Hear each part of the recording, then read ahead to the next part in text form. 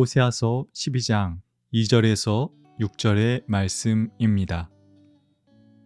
주님께서 유다를 심판하시고 야곱을 그의 행실에 따라 처벌하실 것이다. 그가 한 일들을 따라 그대로 그에게 갚으실 것이다. 야곱이 모태에 있을 때에는 형과 싸웠으며 다 큰 다음에는 하나님과 대결하여 싸웠다.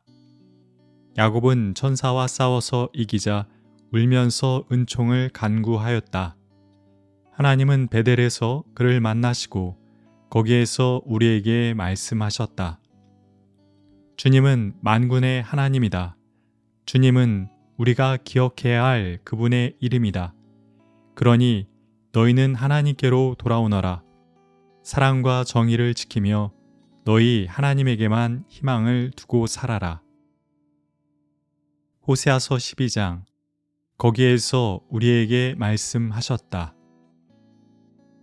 하나님의 다함없는 사랑과 그의 반하는 북이스라엘의 부정을 말하던 호세아는 12장에서 북이스라엘뿐 아니라 남유다를 향한 심판의 말씀도 예언합니다. 이를 위해 호세아는 야곱을 소환합니다. 야곱이 북이스라엘과 남유다 모두의 조상이기 때문입니다. 야곱에게는 밝은 점도 있었지만 어두운 점도 있었습니다. 야곱은 잘못된 행동을 여러 번 하였습니다. 형에게 팥죽 한 그릇을 주고 장자권을 넘기라고 농락하였고, 눈이 잘 안 보이는 아버지에게 자신을 형처럼 꾸며 장자의 축복을 가로챘습니다. 그로 인해 형의 분노를 사 삼촌 라반의 집으로 도망을 가야 했습니다. 그렇게 이득을 위해 사람을 속이고 거짓말했던 야곱처럼 이스라엘 또한 하나님을 속이고 거짓을 일삼았습니다. 호세아 예언자 시대의 왕은 여로보암 2세였는데 그때 북이스라엘은 최대의 번영을 이루었습니다. 호세아는 그 번영은 올바른 방법을 통해 이룬 번영이 아니라 거짓 저울이라는 속임수를 통해 이룬 번영이라고 비판했습니다. 그뿐 아니라 북이스라엘은 그 번영을 자기 힘으로 피땀을 흘려 이룬 것이라고 자랑했습니다. 호세아는 거짓과 속임수를 쓰며 교만한 북이스라엘을 향해 다음과 같은 하나님의 말씀을 선포했습니다. 나는 너희가 이집트 땅에서 살던 때로부터 너희의 주 하나님이다. 내가 광야에서 너희를 찾아갔을 때 너희가 장막에서 살았던 것처럼 나는 너희가 다시 장막에서 살게 하겠다.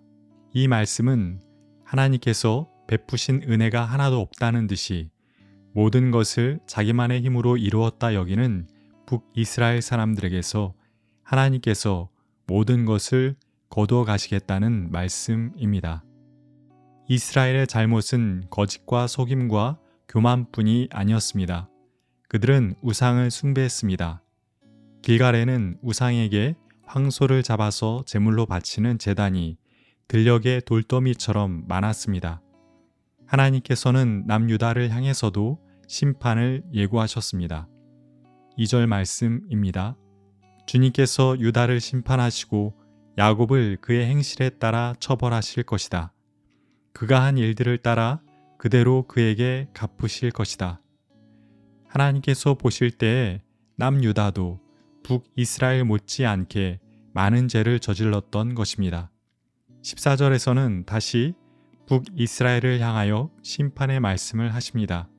에브라임이 주님을 몹시 노엽게 하였으니 죽어 마땅하다. 주님께서 에브라임을 벌하시고 받으신 수모를 에브라임에게 되돌려 주실 것이다. 하나님께서는 당신에게 참을 수 없는 수모를 안긴 이스라엘을 멸망시키겠다고 말씀하신 것입니다. 그러나 하나님께서 이스라엘에게 진정 원하셨던 것은 심판이나 멸망이 아니었습니다. 하나님께서는 거짓과 속임수에 능했던 야곱에게 은총을 베풀어 주셨습니다. 호세아는 야곱이 베델에서 돌베개를 베고 잘 때 하나님께서 그에게 복을 약속하셨던 장면과 야곱이 야복강 나루터에서 주님의 천사와 씨름하던 장면을 언급했습니다. 그리고는 곧바로 이런 말을 했습니다. 거기에서 하나님께서 우리에게 말씀하셨다. 이상합니다. 하나님께서 베델과 야복강에서 야곱을 만나시고 거기에서 야곱에게 말씀하셨다 라고 해야 하는데 하나님께서 베델과 야복강에서 야곱을 만나시고 거기에서 우리에게 말씀하셨다 라고 한 것입니다. 여기서 우리는 호세아 시대의 이스라엘 사람들을 말합니다. 호세아는 야곱이 곧 이스라엘이기 때문에 하나님께서 거기에서 야곱에게 말씀하신 것은 하나님께서 거기에서 우리 이스라엘에게 말씀하신 것이라고 말한 것입니다. 베델과 야복강은 어떤 곳이었습니까? 두 곳 모두 야곱이 홀로 있던 곳이었습니다. 누군가의 도움이 간절했지만 아무도 그에게 도움을 주지 않던 곳, 누구에게도 의지할 사람이 없던 곳이었습니다. 베델에서 모든 것이 불확실한 상황 속에 있던 야곱에게 하나님께서는 이렇게 말씀해 주셨습니다. 내가 너와 함께하며 너를 지켜주겠다.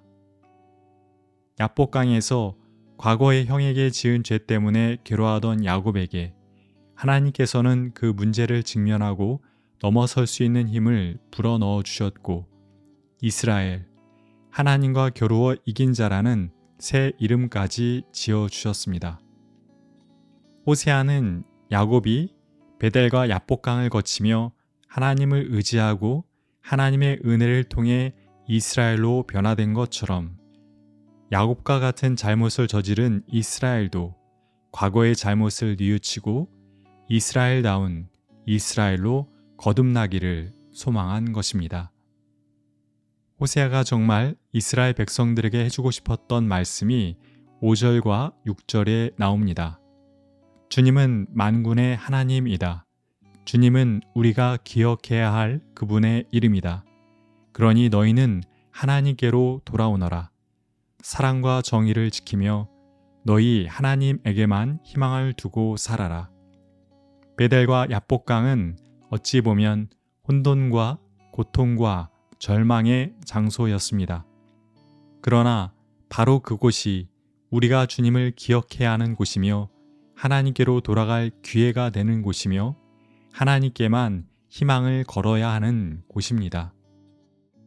야곱, 남의 발 뒤꿈치를 붙잡는 자, 속이는 자로 태어난 야곱은 베델과 야복강을 거치면서 이스라엘, 하나님의 사람으로 거듭났습니다.